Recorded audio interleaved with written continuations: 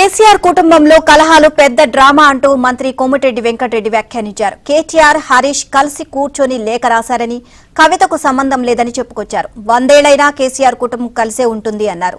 వచ్చే ఎన్నికల్లో బీజేపీతో బీఆర్ఎస్ కలుస్తోందంటున్న మంత్రి కోమటిరెడ్డి వెంకటరెడ్డితో మా ప్రతినిధి సిద్ధార్థ్ ఫేస్ టు ఫేస్.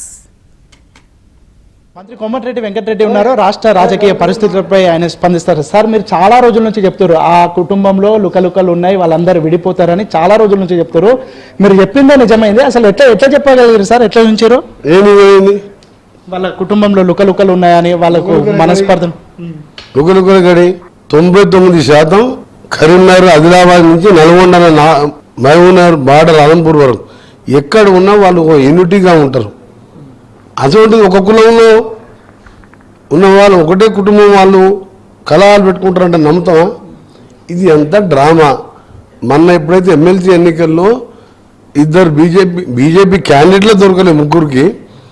వాళ్ళు బీజేపీకి సపోర్ట్ చేసి టోటల్గా నార్త్ తెలంగాణలో కూడా వాషౌట్ అయిపోయి, దక్షిణ తెలంగాణలో 36 సీట్లకు 33 సీట్లు మేము గెలిచి, ఇక పార్టీకి భవిష్యత్తు లేదు, పార్టీ దుకాణం బంద్ చేసుకోవాలి. కాబట్టి దీన్ని కొత్త డ్రామా.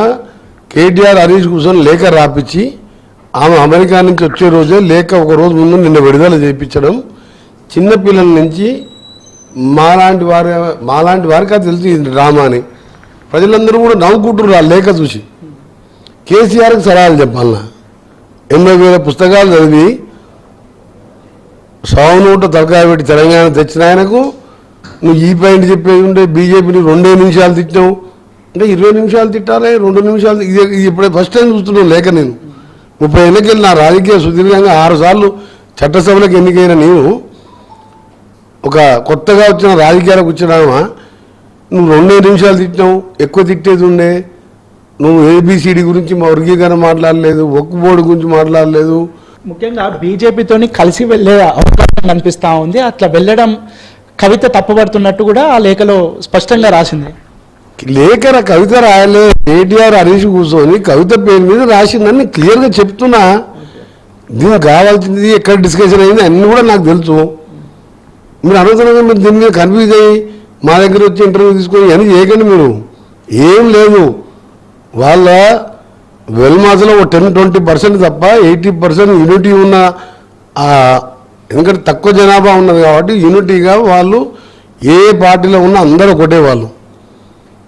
అందుకనే ఈ డ్రామా మాత్రం మనం ఎమ్మెల్సీ ఎలక్షన్లో పెద్ద తప్పిదం చేసినాం. మనం బీజేపీకి సపోర్ట్ చేసి ఓడిపోయినా కానీ పోటీ పెట్టేది ఉండే, బీజేపీకి ఓపెన్గా సపోర్ట్ చేసి పార్టీ చేతులారా మనం పార్టీని బురాది పెట్టుకున్నాం. దీన్ని లేపాలంటే సాధ్యం కాదు. ప్లస్ ఒకవైపు హరీష్ రావు గారు మన మీరు వరంగల్లో బహిరంగ సభ పెడితే ఒకవైపు యువరాజు, ఒకవైపు రాజు, మధ్యలో కనీసం చిన్న తలకాయ కూడా పెట్టలే హరీష్ రావు గారు.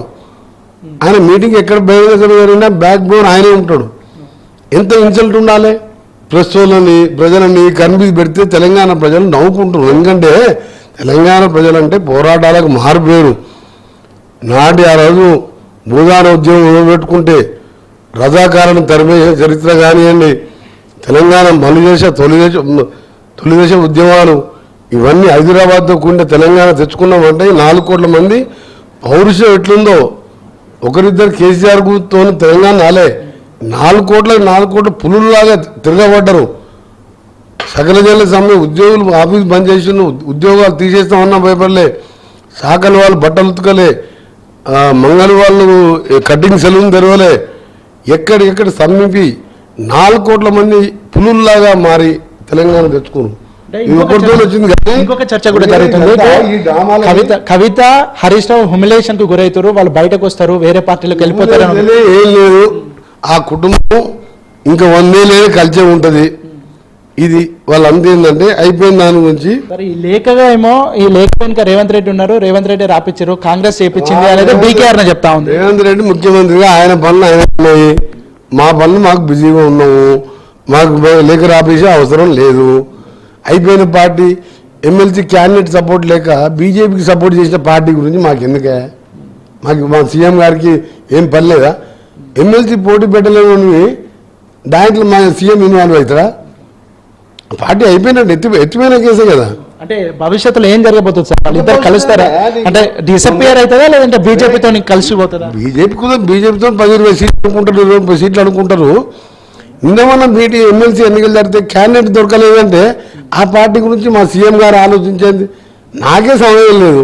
మా సీఎం గారు అసలే పట్టించుకోరు. ఇది మొత్తానికైతే కవిత రాసినటువంటి లేఖ, కవిత వీళ్ళు కావాలనే రాశారు. వాళ్ళ కుటుంబంలో ఎలాంటి ఇబ్బందులు లేవు, వాళ్ళందరూ కలిసికట్టుగా ఉన్నారు, ప్రజల్ని మభ్యపెట్టే ప్రయత్నం చేస్తున్నారని మంత్రి కోమటిరెడ్డి వెంకటరెడ్డి చెప్తా ఉన్నారు. Video journalist శ్రీనాథ్తో Siddhartha, ABN Andhra Jyothi, Hyderabad.